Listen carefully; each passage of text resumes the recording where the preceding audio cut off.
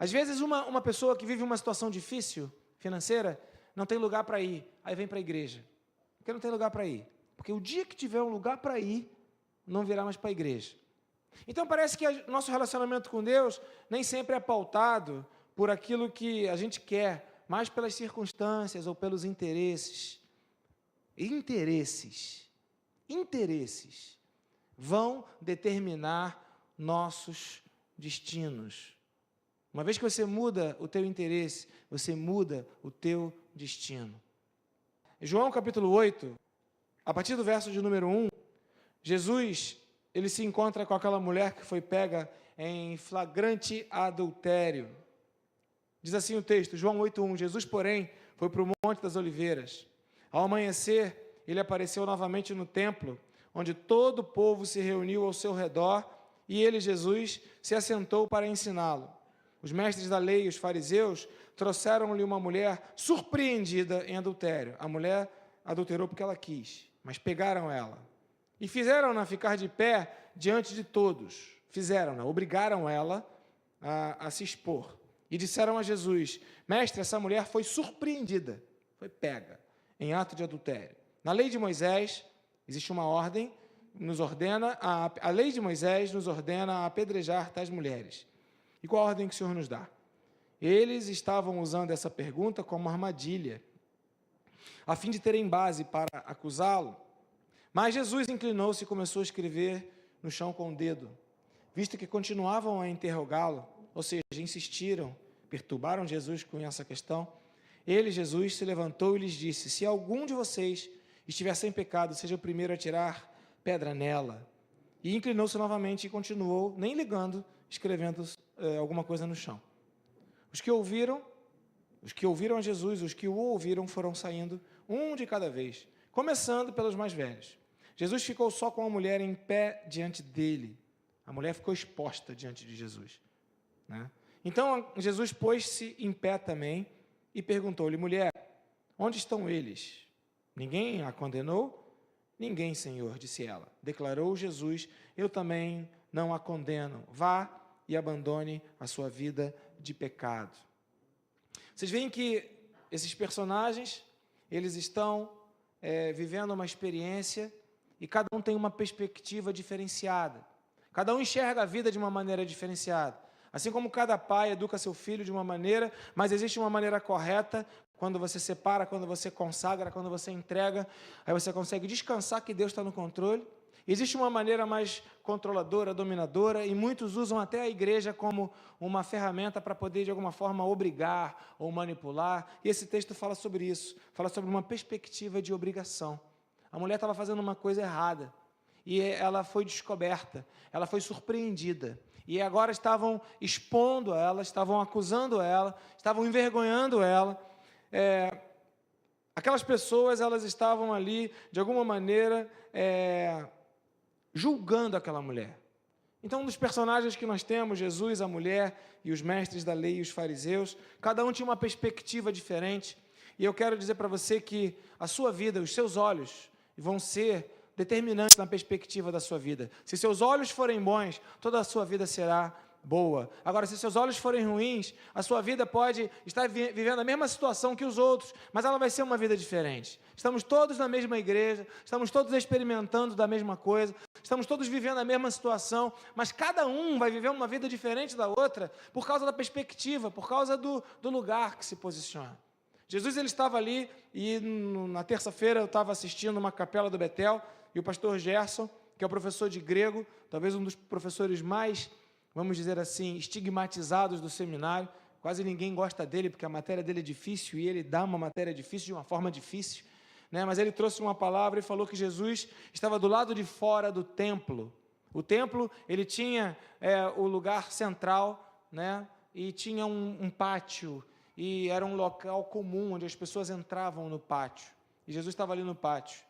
E nesse lugar, perto do templo especificamente, mas também considerado templo, era o átrio, era o pátio, era um terreno que tinha em volta da casa, onde era o templo na época de Jesus. Jesus estava ali, não tinha asfalto, era terra, e as pessoas ficavam ali batendo papo, mas eu faço uma pergunta para você, em cima da observação que o pastor Gerson falou. Jesus deveria estar do lado de fora do templo ou deveria estar dentro do templo?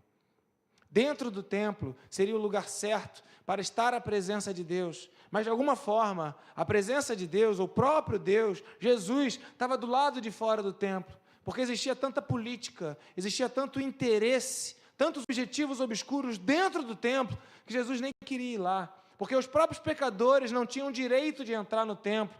As próprias mulheres, os próprios homens cheios de pecado não tinham direito de entrar no templo. E o templo agora se tornou um lugar para tudo, menos para a presença de Deus. Então, Jesus estava do lado de fora, porque Deus não se resume aos lugares aonde os homens dizem onde Ele tem que estar. Até porque Jesus está no lugar onde alguém se interessa por Ele. E se você se interessar por Jesus na sua casa, Jesus vai estar lá na sua casa. Se você se interessar por Jesus no seu trabalho, Jesus vai estar lá no seu trabalho. Se você se interessar por Jesus jogando vôlei na praia, sexta-feira à noite, Jesus vai estar lá, sexta-feira à noite, jogando vôlei. Jesus está aonde o chamam, aonde o convidam. Mas Jesus não está aonde Ele é rejeitado, aonde Ele é expulso, aonde não dão atenção para Ele, aonde os interesses são todos diferentes. João Batista veio, um pouco antes desse texto, lá no início do livro de João, o personagem João Batista veio, ele deveria estar servindo no turno como sacerdote, ele deveria estar dentro do templo, mas ele foi expulso, colocado para fora, e agora vai para o deserto, daí aquela palavra que ele fala, eu sou a voz que clama, lá do deserto. Por quê? Porque dentro do templo estavam Anás e Caifás, amigos do rei, dentro de um interesse político, dentro de um interesse econômico, dentro de um interesse de dominação que havia naquela época. Ontem eu estava vendo o Facebook, tinha um pastor conhecido meu que estava se lamentando e se dizendo traído por um político que ele apoiou e que agora está fazendo coisas erradas e coisas atrozes. Então veja, quando a igreja ela se torna uma igreja política, embora todos nós devamos ser politizados, pensar, escolher, decidir, orar, pedir direção a Deus, mas quando a igreja ela perde o propósito de buscar a presença de Deus como a saída, como a solução, e ela se torna uma igreja política, onde pessoas que têm a voz, não para proclamar o evangelho do reino de Deus, separados do mundo para o reino de Deus, mas envolvidos naquilo que são questões da sociedade, são importantes. Mas o templo existe, a igreja existe para atrair a presença de Jesus Cristo como o caminho, como a verdade, como a vida, como a solução. E desde aquela época, Anás e Caifás, eles estavam interessados em tudo, menos na presença de Jesus. E João Batista foi colocado para fora, porque ele falava da vinda de Jesus, e Jesus estava do lado de fora. Mas é do lado de fora, mesmo que a igreja não seja o local apropriado, porque ela de alguma maneira se corrompeu, é no ambiente da igreja, pertinho, no pátio, onde Jesus estava. Jesus está querendo entrar. Por isso, nessa manhã, nós abrimos esse culto, e por isso no louvor foi falado, nós queremos Jesus, queremos convidar Jesus, chamamos Jesus. Por isso que os nossos louvores, eles são louvores. Jesus, o teu nome é santo. Jesus, o teu nome é lindo. Jesus, nós exaltamos o teu nome. Jesus, nós te falamos as tuas qualidades, porque até nos louvores nós queremos ter o cuidado para não sermos pessoas interessadas naquilo que é a nossa própria necessidade. Porque de uma forma sutil, nossas canções, elas falam muito das nossas necessidades. E a gente canta as nossas necessidades. Mas a Bíblia diz que se buscarmos o reino de Deus, em primeiro lugar, todas as nossas necessidades, elas estarão sendo satisfeitas, resolvidas, sanadas, elas estarão sendo liberadas dos céus para nós. Por isso os nossos louvores, e isso é uma direção minha, e eu não negocio isso, Nossos louvores, eles são louvores que exaltam a Jesus, que falam sobre o reino de Jesus, que colocam o reino de Deus em primeiro lugar, porque o templo não é lugar de interesse político, econômico, financeiro, humano. O templo é lugar de interesse daquilo que é do céu, do Senhor. E enquanto buscamos ao Senhor, nós somos sarados, somos curados, somos abençoados. Feliz é a nação cujo Deus é o Senhor, e não há outro lugar para proclamarmos o nome do Senhor como nosso Deus do que no templo. E isso pode ser também para a sua casa. Isso pode ser um ambiente que você leva para onde você for, porque Deus é Deus Emanuel. Então esse texto fala que, na perspectiva daqueles mestres da lei, dos fariseus, eles se uniram com outras pessoas, eles se uniram com julgadores, eles se uniram com acusadores, e eles estavam ali unidos com o mesmo propósito. Os mestres da lei, os estudiosos da Bíblia, os que conheciam o texto, sabiam falar do texto, conheciam o que o texto dizia, sabiam o original, mas não conheciam o poder de Deus, não tinham olhos abertos para enxergar aquilo que era a verdade espiritual, se limitavam apenas ao que é natural, e se aliaram a acusadores, se aliaram a pessoas para julgar os outros. O ambiente da igreja nunca foi, nem nunca será, um ambiente de parceiros para julgar pessoas que estão debaixo de pecado. Por quê? Porque a nossa Bíblia fala, todos pecaram e estão separados da glória de Deus. Não tem ninguém perfeito aqui, não tem ninguém que é 100%, todos nós somos pecadores. Por isso que a igreja não é um lugar de pessoas perfeitas, mas é um lugar de pessoas esforçadas, que buscam o reino de Deus, para que a sua vida vá em conformidade com os conceitos da Bíblia. Então, nós não somos parceiros para acusar ninguém. Também esses mestres da lei e fariseus, eles estavam com Jesus, mas a intenção deles estarem com Jesus, eles foram até Jesus, não foram? Eles, mestre, olha aqui, Jesus, nós viemos até você. Jesus estava do lado de fora, foram até onde Jesus estava. Mas a intenção deles não era ir até Jesus para arrependimento. A intenção deles não era ir até Jesus para beber do que Jesus lhes tinha para dar. A intenção deles era ir para Jesus, até Jesus, para ver os defeitos. Tem gente que vem na igreja para ver os defeitos da igreja. Meu Deus, os mestres da lei fizeram isso. Foram até Jesus querendo pegar ele em algum defeito. E propuseram uma coisa difícil, uma pegadinha, uma arapuca, uma armadilha, para que Jesus não tivesse saída. Né? O pastor Gerson, na terça-feira, falou, se Jesus dissesse que deveria apedrejar aquela mulher, aquela situação política, Israel estava sob o domínio de Roma, e somente os romanos poderiam matar. Se Jesus autoriza a morte, ele estava infringindo as leis dos romanos, e Jesus então seria marginal, ele estaria contra a ordem vigente, ele não podia dizer que Moisés estava certo, mas se Jesus dissesse que Moisés estava errado, ele iria infringir a Bíblia, aquilo que estava escrito, e aí Jesus, ele fica acuado, ou pelo menos pensaram que tinham acuado a Jesus. Essas pessoas foram até Jesus, não para receber de Jesus o que Jesus tinha para dar, mas para destruir Jesus. Tem gente que vem para a igreja para destruir a igreja. Eu acho uma tolice, porque não precisa destruir o que já é destruído. Nós somos pecadores, nós não somos bons, nós não somos perfeitos, nós não somos melhores. Não precisa perder seu tempo querendo destruir o que já não presta.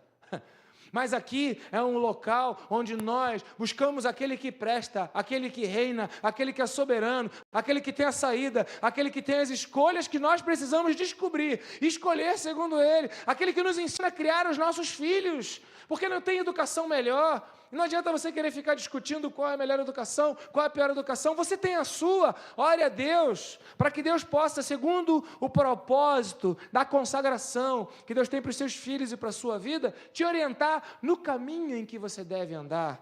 Então a igreja não é lugar de pessoas perfeitas, você não precisa perder seu tempo para ficar procurando defeito na igreja. Aliás, eu até facilito você, eu falo de muitos defeitos que a igreja tem, que aí já fica todo mundo combinado que nós somos pessoas defeituosas, mas nem por isso a igreja é derrotada, nem por isso a igreja é fracassada, nem por isso a igreja é lugar de gente que perde, isso não. Porque a palavra do Senhor, que é pregada nesse lugar, de forma autêntica e de forma com real interesse, ela possui um poder sobrenatural. Palavras normalmente têm poder, mas quando a palavra de Deus ela é colocada em xeque, é um poder diferente, é um poder de Deus, é um poder do Espírito. Muita gente não conhece isso, está cega. Muita gente está com os olhos embotados e se enganam, usando o poder da sua própria palavra, ou usando apenas os seus próprios interesses, ou chegando até Jesus com todas as intenções do mundo, intenção de culpá-lo, intenção de condená-lo, intenção de devolver para ele a tragédia que a sua vida se tornou, porque o homem faz isso, né? O homem fica com raiva e ele então tragicamente pune aquele que ele considera a solução, a saída. Mas Jesus aponta o caminho, você não vai pelo caminho que Jesus apontou e depois critica-o porque você chegou no lugar errado. É quase que uma insanidade, é uma loucura. Então imagina, você quer ir para a Barra da Tijuca, aí eu digo, tranquilo, você vai ali até Afonso Pena, pega o ônibus frescão, sei lá o nome que dá agora, e sobe, ou pega aqui agora o seu carro e vai para lá e sobe o alto. Aí você fala, tá bom, eu quero chegar lá, mas você sai daqui, aí vai para o centro da cidade, chega no centro da cidade e começa a reclamar, poxa, me deu a informação errada, eu não cheguei na Barra, eu cheguei no centro. É louco, não é? Mas eu mandei você ir para cá. Não, mas eu cheguei aqui no centro e estou com raiva do Ângelo que me não me ajudou a chegar onde eu queria. Mas você não fez o que eu mandei você fazer? Então, muitos, eles criticam a Deus, devolvem para Deus sua raiva, sua incompetência, sua incapacidade de cuidar de filhos, de educar filhos, porque não querem nem mesmo ouvir qual o caminho que devem seguir para educar os seus filhos, para que eles então, quando crescerem, possam seguir no caminho em que não se deve desviar. Portanto, não há como o tipo de pessoa vir para a igreja, procurar Jesus, sem estar com o coração quebrantado, sem querer aprender. Se você estiver disposto a aprender, repita comigo, aprender. Porque para ensinar, todo mundo tem alguma coisa. Mas Deus está te chamando para aprender. E não é tão fácil. Porque se você resolve aprender, os caras eram mestres da lei, eles se achavam, ninguém tem nada para nos ensinar. Um pouco depois, quando eles estão falando aqui de liberdade, eles falam, nunca fomos escravos, a gente é gente livre, nós somos espertos, somos inteligentes, sabemos das coisas. Porque quando você não está disposto a aprender, ainda que Jesus te ensine o caminho, você não vai aprender. Ontem, numa daquelas passagens pelos canais da televisão, eu vi um médico dizendo, não adianta tomar remédio, não adianta tomar vitamina, não adianta comer a comida certa se o seu intestino estiver inflamado. Porque se o seu organismo não estiver pronto para receber os nutrientes, pronto para receber aquilo que você está colocando para dentro, você coloca para dentro e sai, coloca para dentro e sai, e as deficiências continuam no seu corpo. Ou seja, não é apenas você botar para dentro conhecimento, mas é ser capaz de absorver, de se apropriar, de tornar aquilo teu. E quando você faz isso, você está dizendo, eu escolho Jesus, eu ouço o caminho, eu sigo o caminho, tomo aquilo para mim e com certeza esse caminho te levará para o lugar onde você quer chegar, porque Jesus é o caminho. Então se aproprie daquilo que Jesus te orienta, mas para isso você precisa aprender. Em didática a gente fala que precisamos aprender a aprender. Você precisa aprender, porque se você não aprender e vier para a igreja cheio de sabedoria, você vai e sai como mestre da lei, como fariseu, e começa a achar culpa. Jesus não me ensinou o que eu queria. Não, tem coisas que eu tenho que são melhores. E cada um de nós tem alguma coisa para ensinar. Numa época de pluralidade de informação, quem assiste mais o Google tem mais informação, né? Quem tem mais tempo para poder olhar, ver a internet, como funciona, às vezes dá errado, né, pastor Lúcio? Há uns meses atrás, nós decidimos consertar um forno micro-ondas via Google. Não deu totalmente errado, né? Mas não tá 100%. E a gente descobriu que o micro-ondas não vai ter cura. Acabou o tempo dele na face da terra. A gente quer curar tudo. Eu confesso a vocês que ontem eu cortei meu cabelo e fiz a minha barba em casa. Porque agora você compra o equipamento e você quer fazer tudo em casa. Outro dia o armário lá de casa estava com estufado, o armário da cozinha. Aí eu fui na Leroy Merlin, tirei a medida. Eu fiquei o dia inteiro. Cadê o seu José, o seu Antônio? Nunca sei. Fiquei o dia inteiro, né? Porque tem a pessoa que trabalha, que é específica, mas tu acha que você dá conta de resolver tudo. Mestre da lei é assim, acha que sabe tudo. Acha que vai resolver tudo. Acha que lê no Google tudo. E acha que vai ter resposta para tudo. Aí quando senta, não consegue aprender. Então, tenha um coração ensinável. E por fim, a terceira característica dos mestres da lei é que eles estão do lado de uma pessoa, não para levantar uma pessoa, não para ajudar uma pessoa, apenas para acusar. Deus colocou pessoas do seu lado, não é para você ficar acusando elas, dizendo, viu, o pastor está falando, você tem que aprender, você tem que aprender. Você tem que aprender. Você está acusando os outros de que não aprendem. Repita comigo, assim, é para mim. Isso é fundamental. Porque senão o tempo todo você vai ficar diminuindo o outro, acusando o outro, criando caso com o outro, falando do outro, quando a coisa é para você. Quando o Deus quer uma coisa contigo. Então a igreja é esse ambiente que nós não estamos aqui para acusar, para destruir pessoas, para chegar diante de Jesus e falar, está em pecado Jesus, olha, vamos orar pela vida dela, porque ela adulterou, é safada, sem vergonha, ela não nem merecia estar aqui no templo. Que maldade! Que maldade quando o dito crente, ele traz uma pessoa para a igreja para expor, para humilhar, para destruir. Esse ambiente é nocivo, destruidor. E aí o crente de hoje fala, vamos orar pela vida da irmã, do irmão, porque fez isso. Está errado, não pode. Foi o que os fariseus fizeram. E a Bíblia fala que Jesus ficou lá, porque a perspectiva de Jesus era outra. Agora pensa na perspectiva dessa mulher. Essa mulher, ela era adúltera, ela andava com adúlteros, ela fazia bobagens.